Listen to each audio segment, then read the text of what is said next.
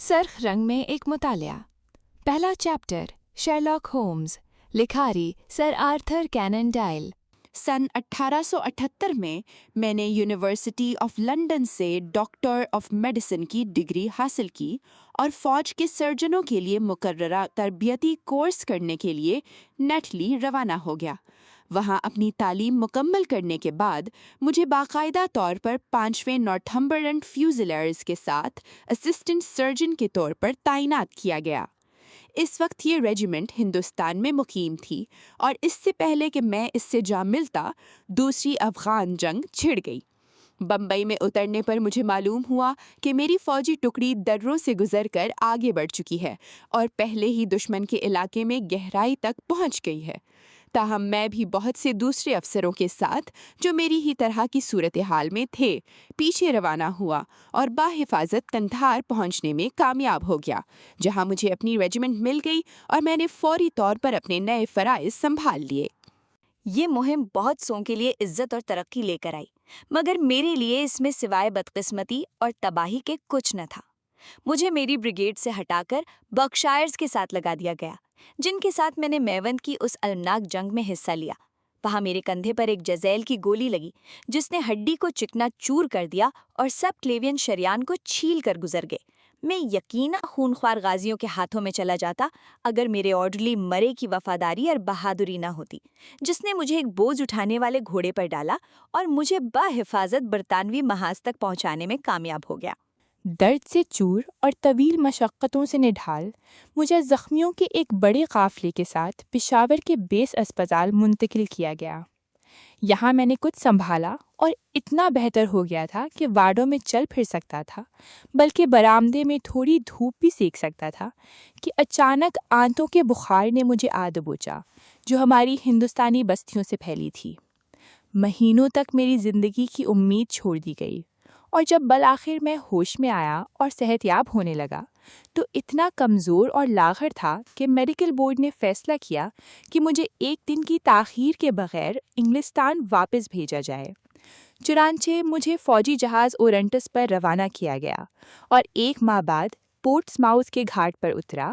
صحت ناقابل تلافی طور پر تباہ ہو چکی تھی، مگر ایک شفیق حکومت کی اجازت کے ساتھ کہ اگلے 9 ماہ اسے بہتر بنانے کی کوشش میں گزاروں۔ انگلستان میں نہ میرا کوئی عزیز تھا نہ رشتہ دار، اور اس لیے میں ہوا کی طرح آزاد تھا، یا جتنی آزادی 11 شلنگ اور 6 پینس روزانہ کی آمدنی کسی انسان کو دے سکتی ہے۔ ایسے حالات میں فطری طور پر لنڈن کی طرف کھنچا چلا آیا، اس عظیم گندے نالے کی طرف جس میں سلطنت کے تمام آوارہ گرد اور نکمے لوگ بھی اختیار کھنچے چلے آتے ہیں۔ وہاں میں کچھ عرصہ اسٹرینڈ کی ایک نجی ہوٹل میں ٹھہرا، ایک بے سکون اور بے مقصد زندگی گزارتا رہا، اور جو پیسے میرے پاس تھی انہیں کہیں زیادہ فراخ دلی سے خرچ کرتا رہا جتنا مجھے کرنا چاہیے تھا۔ میری مالی حالت اتنی تشویشناک ہو گئی کہ مجھے جلدی احساس ہو گیا کہ یا تو میں شہر چھوڑ کر کسی دیہاتی علاقے میں گوشہ نشین ہو جاؤں یا پھر اپنے طرز زندگی میں مکمل تبدیلی لاؤں۔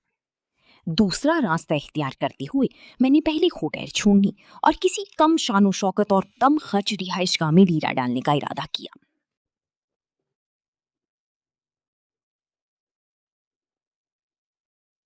جس دن میں اس نتیجے پر پہنچا تھا اسی دن میں کرائٹیرین بار میں کھڑا تھا کہ کسی نے میرے کندھے پر تھپکی دی، اور مڑ کر دیکھا تو نوجوان اسٹیمفرڈ کو پہچانا جو بارٹ میں میرے ماتحت ڈریسر رہا تھا۔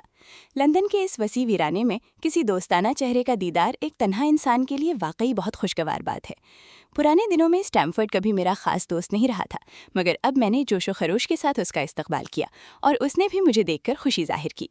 اپنی مسرت کے جوش میں نے اسے ہولبرن میں میرے ساتھ کھانے کی دعوت دی اور ہم دونوں مل کر ایک ہینڈسم گاڑی میں روانہ ہو گئے۔ واٹسن، تم نے اپنے آپ کو کیا کر لیا ہے؟ اس نے بے ساختہ حیرت سے پوچھا جب ہم لنڈن کی بھیڑ بھاڑ والی سڑکوں سے گھڑگھڑاتے ہوئے گزر رہے تھے۔ تم لکڑی کی پٹی کی طرح دبلے اور اخروٹ کی طرح ساملے ہو گئے ہو۔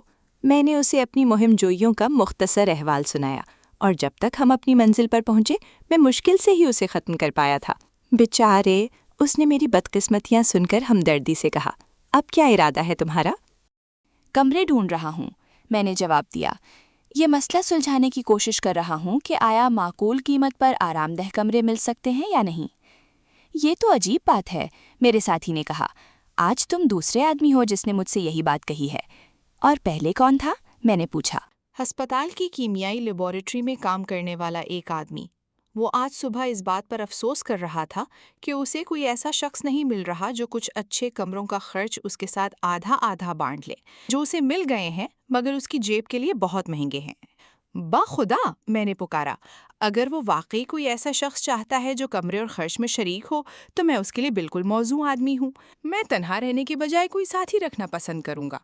نوجوان اسٹیمفورڈ نے اپنے شراب کے گلاس کے اوپر سے مجھے کچھ عجیب نظروں سے دیکھا۔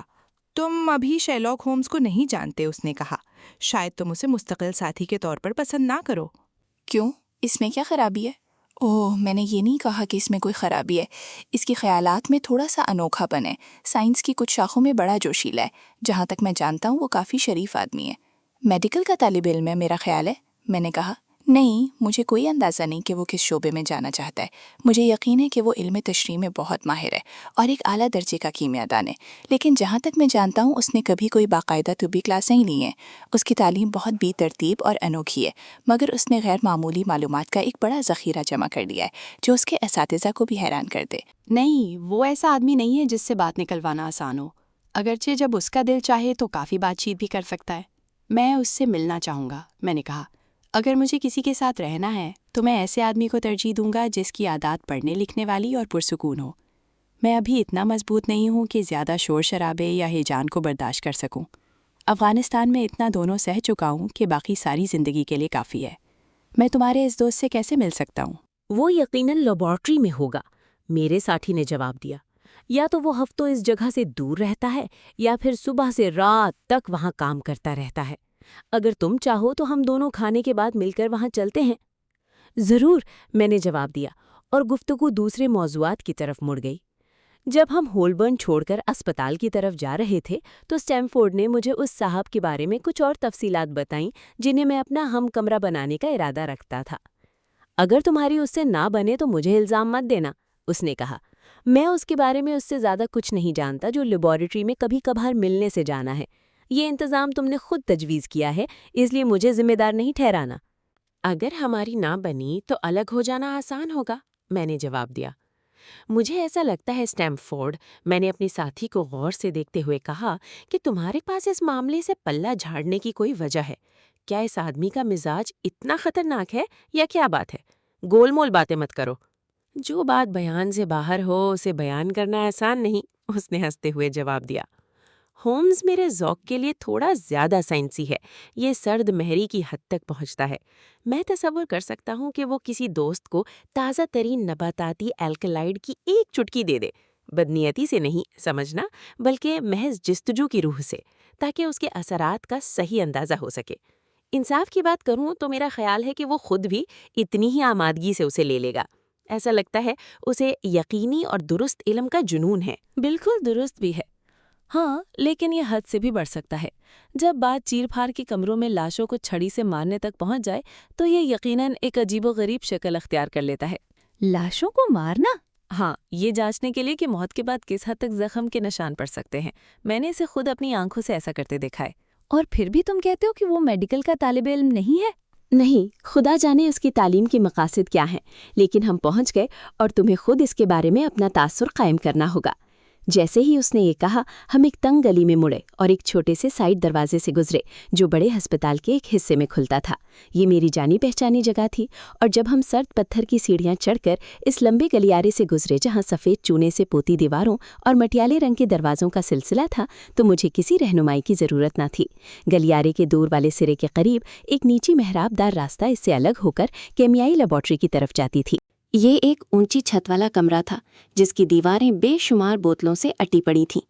چوڑی اور نیچی میزیں جگہ جگہ بکھری ہوئی تھیں جن پر ریٹارڈ، ٹیسٹ ٹیوبیں اور چھوٹے بنسن لیمپ اپنی نیلی ٹمٹماتی لوؤں کے ساتھ سجے ہوئے تھے۔ کمرے میں صرف ایک طالب علم تھا جو دور والی میز پر جھکا اپنے کام میں محو تھا۔ ہمارے قدموں کی آواز سنتے ہی اس نے مڑ کر دیکھا اور خوشی کی ایک چیخ کے ساتھ اچھل کر کھڑا ہو گیا۔ مل گیا، مل گیا! اس نے ہاتھ میں ٹیسٹ ٹیوب تھامے ہماری طرف دوڑتے ہوئے اپنے ساتھی کو پکارا۔ مجھے ایک ایسا کیمیائی محلول مل گیا ہے جو ہیموگلوبن سے تعامل کرتا ہے، اور صرف اسی سے۔ اگر اس نے سونے کی کان دریافت کی ہوتی تو اس کے چہرے پر اس سے زیادہ خوشی نہ چمک سکتی تھی۔ Doctor Watson, mister Sherlock Holmes, Stamford نے ہمارا تعارف کراتے ہوئے کہا۔ کیسے ہو؟ اس نے گرم جوشی سے کہا اور میرا ہاتھ اس مضبوطی سے تھاما جس کا مجھے اس سے گمان بھی نہ تھا۔ تم افغانستان میں رہے ہو، میرا اندازہ ہے۔ یہ تم نے کیسے جانا؟ میں نے حیرت سے پوچھا۔ چھوڑو یہ بات، اس نے اپنے آپ سے ہنستے ہوئے کہا۔ ابھی سوال ہیموگلوبن کا ہے۔ بلا شبہ تم میرے اس دریافت کی اہمیت سمجھتے ہو؟ کیمیائی لحاظ سے یہ دلچسپ ہے، بلا شبہ، میں نے جواب دیا، لیکن عملی طور پر؟ ارے یار، یہ برسوں کی سب سے زیادہ عملی طبی قانونی دریافت ہے۔ کیا تم نہیں دیکھتے کہ یہ ہمیں خون کے دھبوں کی جانچ کا ایک ناقابل خطا طریقہ دیتا ہے؟ ادھر آؤ ذرا۔ اپنے جوش میں اس نے میری کوٹ کی آستین پکڑ لی اور مجھے اس میز کی طرف کھینچ لے گیا جہاں وہ کام کر رہا تھا۔ ذرا تازہ خون لیتے ہیں، اس نے کہا، اور ایک لمبی سوئی اپنی انگلی میں چبھو کر نکلنے والے خون کے قطرے کو ایک کیمیائی پپیٹ میں لے لیا۔ اب میں اس تھوڑے سے خون کو 1 لیٹر پانی میں ملاتا ہوں۔ تم دیکھ سکتے ہو کہ اس سے بننے والا محلول بالکل خالص پانی جیسا نظر آتا ہے۔ خون کا تناسب 10 لاکھ میں سے 1 سے زیادہ نہیں ہو سکتا، تاہم مجھے کوئی شک نہیں کہ ہم مخصوص تعامل حاصل کر سکیں گے۔ جیسے ہی اس نے یہ کہا، اس نے برتن میں چند سفید کرسٹل ڈالے اور پھر ایک شفاف مائع کے چند قطرے ٹپکائے۔ ایک لمحے میں مرکب کا رنگ گہرا مہوگنی ہو گیا اور شیشے کے جار کی تہہ میں بھورے رنگ کی تلچھٹ بیٹھ گئی۔ ارے یار، یہ برسوں کی سب سے زیادہ عملی طبی قانونی دریافت ہے۔ کیا تم نہیں دیکھتے کہ یہ ہمیں خون کے دھبوں کی جانچ کا ایک ناقابل خطا طریقہ دیتا ہے؟ ادھر آؤ ذرا۔ جنایاتی مقدمات مسلسل اسی ایک نقطے پر ٹکے ہوتے ہیں۔ کسی شخص پر جرم کے مہینوں بعد شاید شک کیا جاتا ہے، اس کی قمیض یا کپڑوں کا معائنہ کیا جاتا ہے اور ان پر بھورے رنگ کے دھبے دریافت ہوتے ہیں۔ کیا یہ خون کے دھبے ہیں یا کیچڑ کے یا زنگ کے یا پھل کے یا کچھ اور؟ یہ ایک ایسا سوال ہے جس نے کئی ماہرین کو الجھن میں ڈالا ہے۔ اور کیوں؟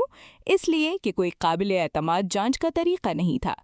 اب ہمارے پاس شرلاک ہومز کا ٹیسٹ ہے اور اب کوئی مشکل نہیں رہے گی۔ جب وہ بول رہا تھا تو اس کی آنکھیں چمک رہی تھیں اور اس نے اپنا ہاتھ سینے پر رکھ کر ایسے جھک کر سلام کیا جیسے اپنے تصور میں کسی تالیاں بجاتے ہجوم کو داد دے رہا ہو۔ یہ کافی دلچسپ مطالعہ بھی بن سکتا ہے، شرلاک ہومز نے کہا، اپنی انگلی پر چبھن کی جگہ ایک چھوٹا سا پلاسٹر لگاتے ہوئے۔ مجھے احتیاط برتنی پڑتی ہے، اس نے مسکراتے ہوئے میری طرف مڑ کر کہا، کیونکہ میں کافی ذہنوں سے کام لیتا ہوں۔ جیسے ہی اس نے یہ کہا، اس نے اپنا ہاتھ آگے بڑھایا اور میں نے دیکھا کہ وہ اسی طرح کے پلاسٹروں سے بھرا پڑا تھا اور تیز تیزابوں سے داغدار ہو گیا تھا۔ ہم یہاں کام سے آئے ہیں، اسٹیمفورڈ نے 3 پائے والے اونچے اسٹول پر بیٹھتے ہوئے کہا اور اپنے پاؤں سے ایک اور اسٹول میری طرف دھکیلا۔ میری اس دوست کو رہنے کی جگہ چاہیے، اور چونکہ تم شکایت کر رہے تھے کہ تمہیں خرچ بانٹنے کے لیے کوئی نہیں مل رہا، تو میں نے سوچا کہ تم دونوں کو ملوا دوں۔ شرلاک ہومز مجھ سے کمرے بانٹنے کے خیال سے بہت خوش نظر آیا۔ میری نظر بیکر اسٹریٹ میں ایک مکان پر ہے، اس نے کہا، جو ہم دونوں کے لیے بالکل موزوں ہوگا۔ امید ہے تمہیں تیز تمباکو کی بو سے اعتراض تو نہیں؟ میں خود ہمیشہ شپس پیتا ہوں، میں نے جواب دیا۔ یہ تو کافی اچھا ہے۔ میرے پاس عموماً کیمیکل رہتے ہیں اور کبھی کبھی تجربات بھی کرتا ہوں۔ کیا اس سے تمہیں تکلیف ہوگی؟ ہرگز نہیں۔ دیکھتے ہیں میری اور کیا کمزوریاں ہیں۔ کبھی کبھی مجھ پر اداسی چھا جاتی ہے اور میں دنوں تک منہ نہیں کھولتا۔ جب میں ایسا کروں تو یہ مت سمجھنا کہ میں روٹھا ہوا ہوں، بس مجھے اکیلا چھوڑ دینا اور میں جلد ہی ٹھیک ہو جاؤں گا۔ اب تم بتاؤ اپنی کمزوریاں۔ 2 آدمیوں کے ایک ساتھ رہنے سے پہلے ایک دوسرے کی خامیاں جان لینا ہی بہتر ہے۔ میں اس چرا پر ہنس پڑا۔ میں ایک بل پالتا ہوں، میں نے کہا، اور مجھے شور سے اعتراض ہے کیونکہ میرے اعصاب کمزور ہو گئے ہیں اور میں انتہائی بے وقت اٹھتا ہوں اور بہت سست ہوں۔ جب میں تندرست ہوتا ہوں تو میری اور بھی خامیاں ہیں، لیکن ابھی یہی سب سے بڑی ہیں۔ کیا تم وائلن بجانے کو بھی شور کی فہرست میں شامل کرتے ہو؟ اس نے فکر مندی سے پوچھا۔ یہ بجانے والے پر منحصر ہے، میں نے جواب دیا۔ اچھا بجایا گیا وائلن دیوتاؤں کے لیے بھی ایک نعمت ہے، اور برا بجایا گیا، یہ تو ٹھیک ہے، وہ خوشی سے ہنستے ہوئے بولا۔ میرے خیال میں ہم اس معاملے کو طے شدہ سمجھ سکتے ہیں، یعنی اگر کمرے تمہیں پسند آئیں۔ ہم انہیں کب دیکھیں گے؟ کل دوپہر کو یہاں میرے پاس آ جانا اور ہم مل کر جائیں گے اور سب کچھ طے کر لیں گے، اس نے جواب دیا۔ ٹھیک ہے، ٹھیک دوپہر کو، میں نے اسے ہاتھ ملاتے ہوئے کہا۔ ہم اسے اس کے کیمیکلوں میں مصروف چھوڑ کر میرے ہوٹل کی طرف ساتھ چل پڑے۔ ویسے میں نے اچانک رک کر اسٹیمفورڈ کی طرف مڑتے ہوئے پوچھا، آخر اسے کیسے پتہ چلا کہ میں افغانستان سے آیا ہوں؟ میرے ساتھی نے ایک معنی خیز مسکراہٹ مسکرائی۔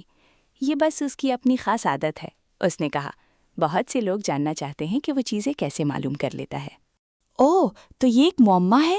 میں نے ہاتھ ملتے ہوئے پکارا۔ یہ تو بڑی دلچسپ بات ہے۔ تم مجھے اس سے ملوانے کے لیے بہت شکریہ کے مستحق ہو۔ انسان کا صحیح مطالعہ انسان ہی ہے، جانتے ہو نا؟ تو پھر تمہیں اس کا مطالعہ کرنا چاہیے، اسٹیمفورڈ نے مجھ سے رخصت ہوتے ہوئے کہا، مگر تم اسے ایک پیچیدہ مسئلہ پاؤ گے۔ میں شرط لگاتا ہوں کہ وہ تمہارے بارے میں تم سے زیادہ جان لے گا۔ خدا حافظ۔ خدا حافظ، میں نے جواب دیا اور اپنے نئے جاننے والے کے بارے میں کافی دلچسپی لیے ہوئے اپنے ہوٹل کی طرف چل پڑا۔